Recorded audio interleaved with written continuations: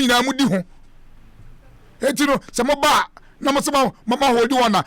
kakra bi na wa mu hwehwemu na makotoa so de wa wi sika na mo kire na kotum na project ne de matoa so.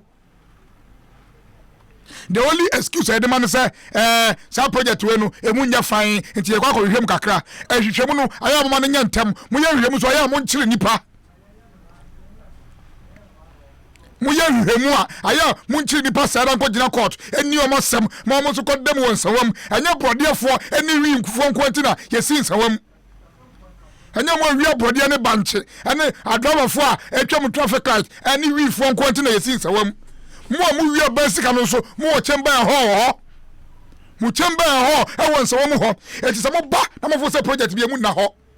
se bia na ba ye and this project bi ata hospital a wo si wa betifi wo se emu owrema ententem na odi ni partners ni ahwe ba bia dwirim ni course na wa kire mkrofo na hospital no de wo ma yakotoa so asiam anipa sansa ya de ya unnim ba bia yare be bow metimi yare wo bi krom me kwere se de me kwati se hwa yama ne ade me fa he ye betwi obedun krakra se na wawu enti no abitivi hospital de me sre ampanifo de wo mu bia mu ye hunu